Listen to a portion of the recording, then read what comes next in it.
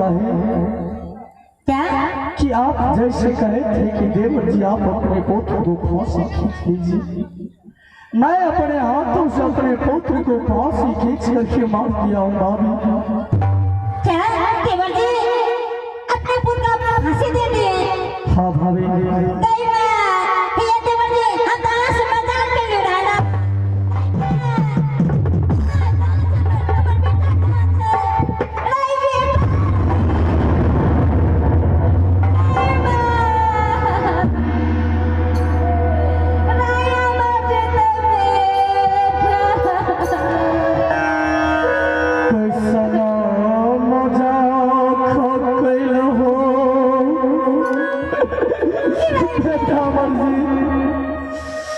भाभी है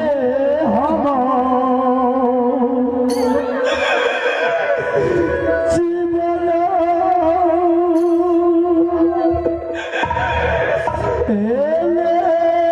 हो भाभी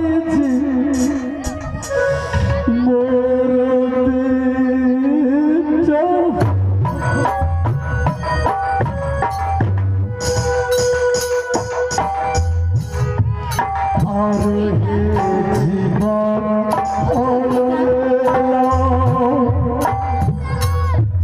आप मेरे बेटे से हट जाइए भाभी जी।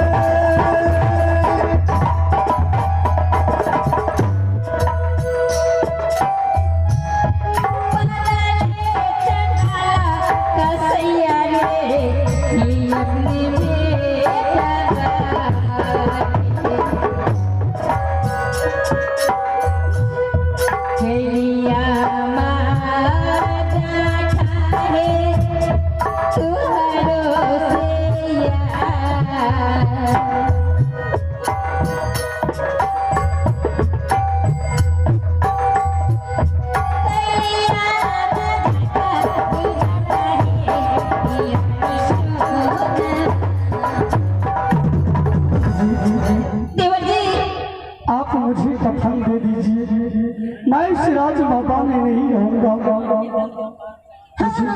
क्यों नहीं? अगर तुम इस राज बाबा में रह जाओगे तो हो ना हो कहीं मेरे बेटा के क्यों कभी मेरे स्वामी जी को मार डालोगे, इसलिए तुम यहाँ से भाग जाओ। क्या मास्टर साहब, क्या देवर भाभी को मजाक नहीं होते क्या? मैं तो तुमसे मजाक की थी, मगर मजाक करने के बजाय अपना बेटा को भी मार डालोगे। भागो यहाँ से। ये जितना सारे पोशाक है ये सारे पोशाक खोल करके रख दो, यहाँ से भाग जाओ।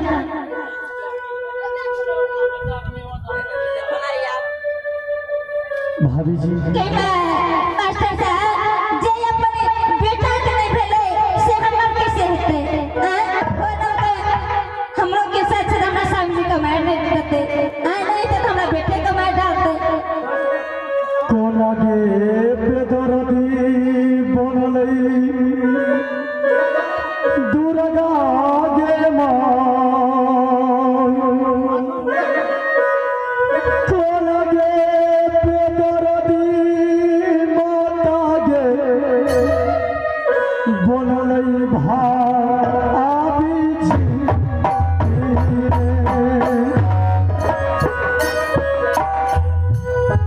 बेटा के करना हो भैया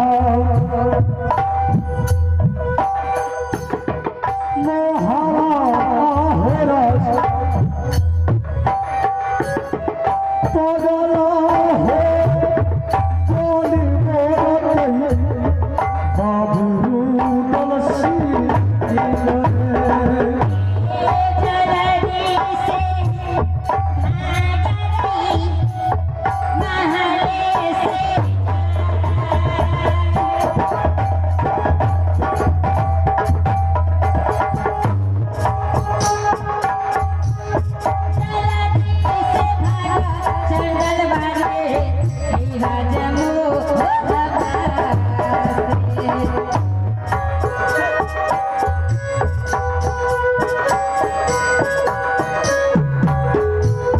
देवी मैया सोना लेगे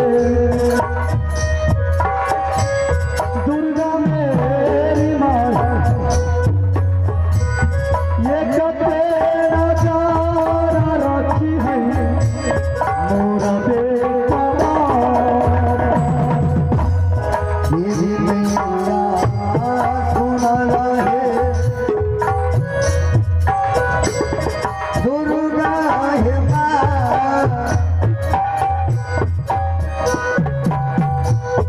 देवी माँ सोना लाहे तेरा भाली माँ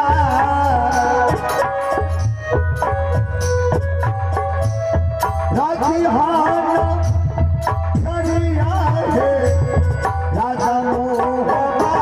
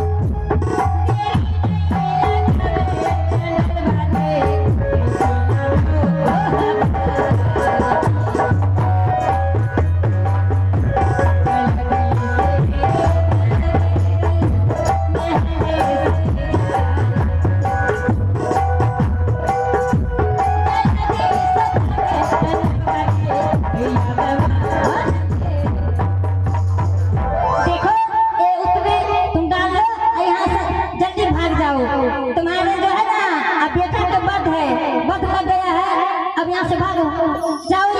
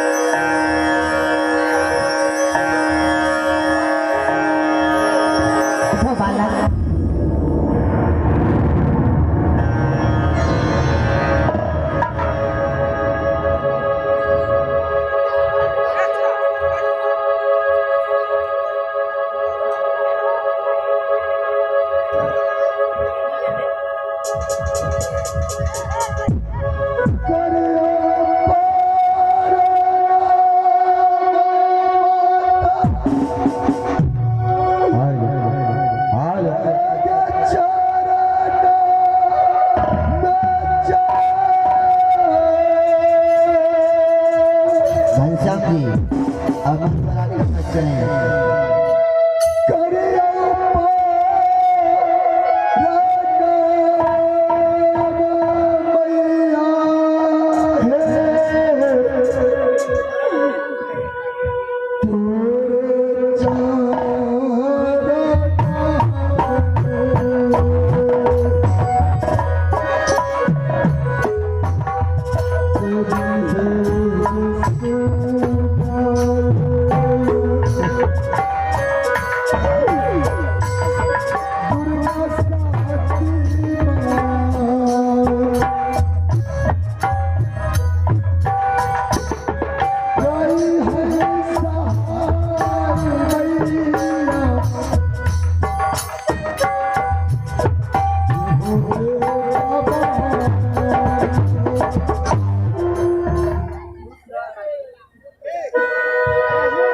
बेटा जी बोलो बेटा क्या हुआ? माँ इस आज में आप मुझे कोई नहीं है, नहीं माँ है नहीं बाप है, कोई नहीं है। माँ मैं अनाथ बालक, ऐसे मत बोलो बेटा, आए हूँ मैं। माँ मैं अब ऐसे कहाँ जाऊँगा? हाय जागो बहुत है बेटा। कौन सा रात जाऊँगा माँ? सुनो बेटा, यहाँ से तुम चली जाओ विकट किला राज, विकट घर के रहने वाले राजा ना तुम्हारा स्थान देगा बेटा। क्या माँ? हाँ मैं चला जाऊँगा विकट का राज, हाँ जी, वहाँ बाहर जाऊँगा तो मुझे स्थान मिल जाएगा। आवाज मिलेगा बेटा। है माँ, प्रणाम माँ। खुश रहो बेटा।